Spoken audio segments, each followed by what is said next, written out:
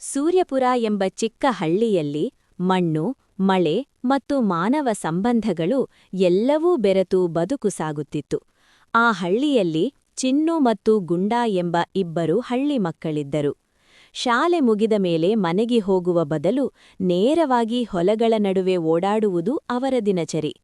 ಒಂದು ದಿನ ಇಬ್ಬರೂ ಹಳ್ಳಿಯ ಅಂಚಿನಲ್ಲಿದ್ದ ಹಳೆಯ ಬಾವಿಯ ಬಳಿ ಆಟವಾಡಲು ಹೋದರು. ಆ ಬಾವಿ ಬಹಳ ದಿನಗಳಿಂದ ಬಳಸದೇ ಇದ್ದುದರಿಂದ ಸುತ್ತಲೂ ಮುಳ್ಳುಗಿಡಗಳು ಬೆಳೆದಿದ್ದವು.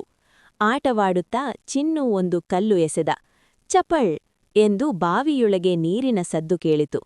ಅಯ್ಯೋ, ಬಾವಿಯಲ್ಲಿ ಇನ್ನೂ ನೀರು ಇದೆ ಎಂದು ಅವನು ಕೂಗಿದ. ಇಬ್ಬರೂ ಖುಷಿಯಿಂದ ಹಳ್ಳಿಗೆ ಓಡಿಹೋಗಿ ಈ ವಿಷಯವನ್ನು ದೊಡ್ಡವರಿಗೆ ಹೇಳಿದರು. ಆದರೆ ಕೆಲವರು ಆ ಬಾವಿ ಹಳೆಯದು, ಅಪಾಯ ಎಂದು ನಿರ್ಲಕ್ಷ್ಯ ಮಾಡಿದರು. ಚಿನ್ನು ಮತ್ತು ಗುಂಡ ಅವರಿಗೆ ಒಪ್ಪಲಿಲ್ಲ.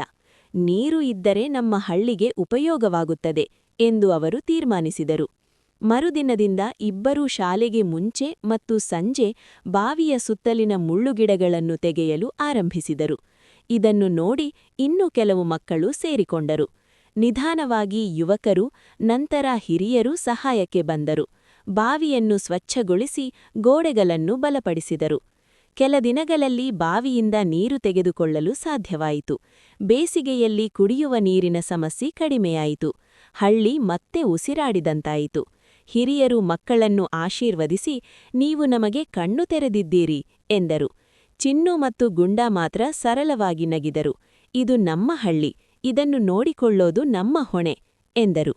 ನೀತಿ: ಸಣ್ಣ ಪ್ರಯತ್ನವೂ ಒಟ್ಟಾಗಿ ಮಾಡಿದರೆ ದೊಡ್ಡ ಬದಲಾವಣೆ ತರುತ್ತದೆ.